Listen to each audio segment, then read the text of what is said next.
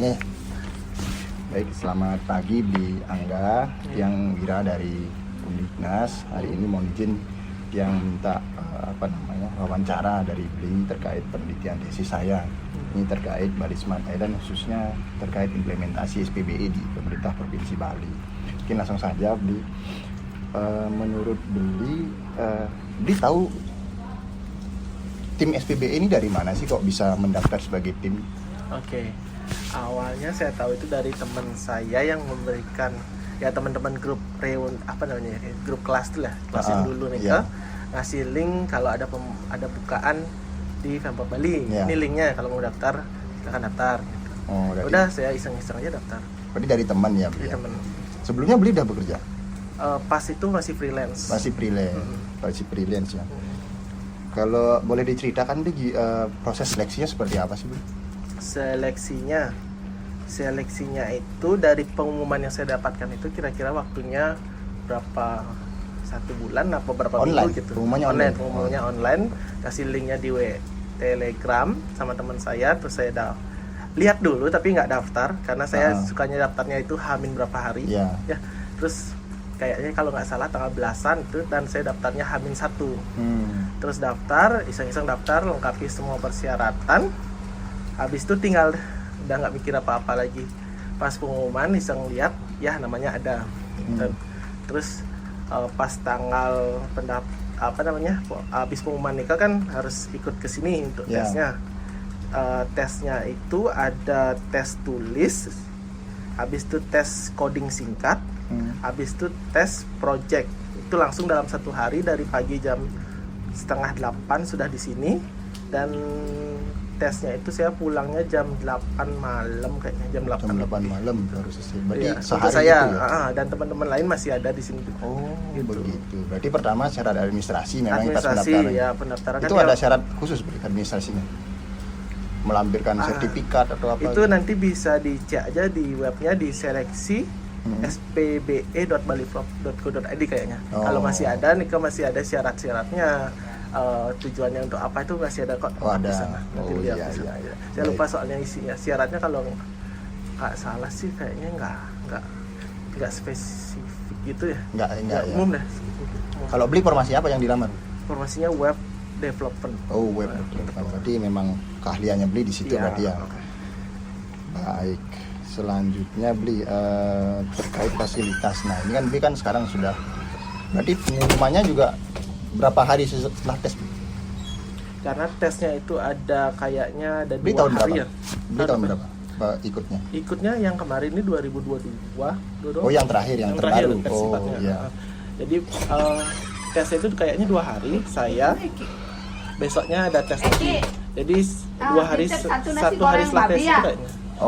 Langsung pengumuman berarti ya. Kalau nggak salah di hari Sabtu. Jangan pedas ya Ki ya. Hari aku pokoknya dekat kah? Habis tes ini, setiap tes itu nilainya udah kelihatan. Jadi paginya itu kan tes tulis. Langsung setelah tes tulis, nilainya udah kelihatan jam 11 lebih itu. Udah kelihatan namanya siapa aja, yang lolos siapa, yang harus stay di sini, yang udah gugur langsung pulang. Habis itu dites lagi kayak gitu lagi sampai malam itu. Jadi kelihatan yang keluar itu siapa aja. Berarti tiap tes ada progres, lulus, lanjut, yang enggak langsung exit gitu ya. Iya. Baik. Kemudian terkait tugas, apa ada pembagian tugas Bli yang diberikan memang? Pembagian tugasnya ada, jadi setiap orang di sini dapat tes masing-masing. Jadi karena saya di sini itu ditugaskan di bagian pengembangan aset dan paduan gitu. Aset daerah dan paduan desa adat. Berarti memang setiap personalnya dikasih pembagian tugasnya. Ada yang tim, kalau proyeknya gede mungkin per tim, kalau yang biasa itu 1 orang. Individual. Gitu. Baik.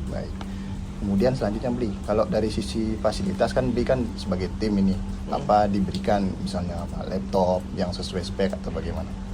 Kondisinya sekarang? Kalau untuk sekarang karena saya baru di sini baru sebulan lebih, jadi masih belum dapat ya. Berarti sehari-hari masih pakai perangkat sendiri ya. Masih pakai saat ini.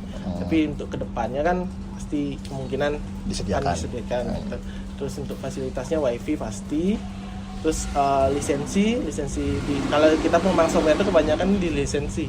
Kayak GitLab itu untuk untuk saling tukar kode dengan teman-teman itu kalau kita buat, dia buat, kalau nge-save-nya itu biar jadi satu filenya kayak gitu. Jadi artinya misalnya pakai aplikasi tertentu udah ada yang berlisensi, nggak ada ya, nggak pakai yang terbatas-batas itu yang gitu. Baik. Kemudian kalau dari sisi atensinya pimpinan, apa diberikan semangat, atensi, terus perhatian yang baik? Sangat tiap pagi dikasih hujan. Terus setiap hari Senin kita ada mengadakan sprint meet namanya. Jadi setiap hari Senin itu progres kita sampai di mana aja selama seminggu terakhir itu harus kita presentasikan depan pimpinan. Jadi apa kurangnya langsung dikasih tahu kurangnya, langsung dikerjakan seminggu ke depannya biar bisa dipresentasikan lagi minggu depannya terus seperti itu.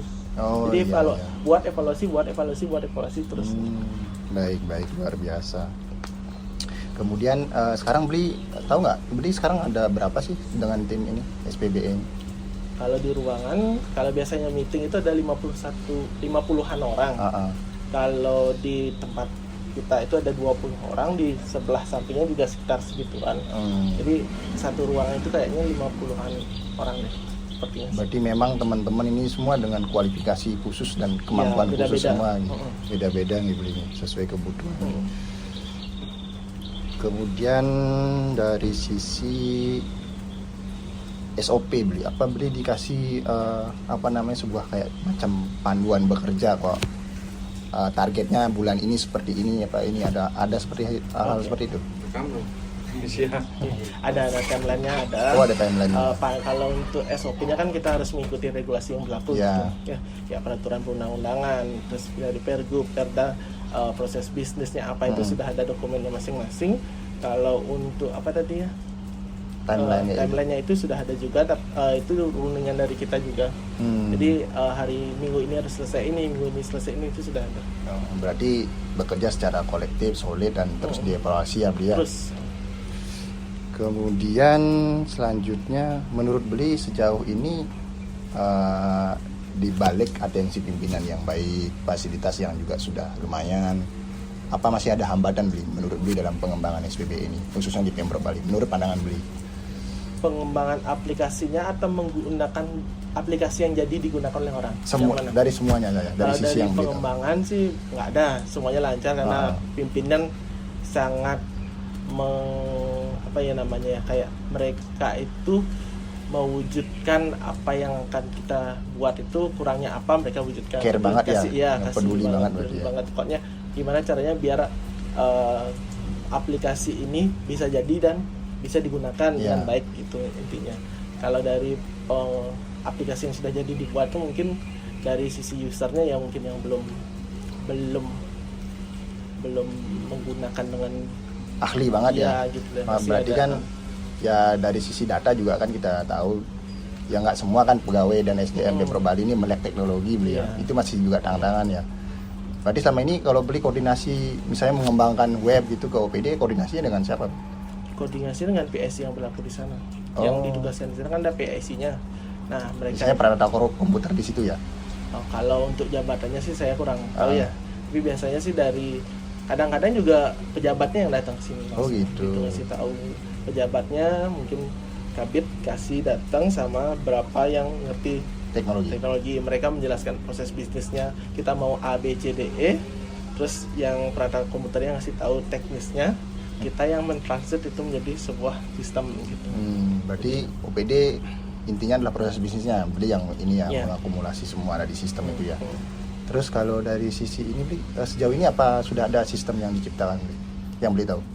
Banyak. Web atau contohnya beli? Contohnya kantor virtual, terus Bali Media Center, terus yang hampir sama kayak Peduli Lindungi yang kita sudah buat duluan.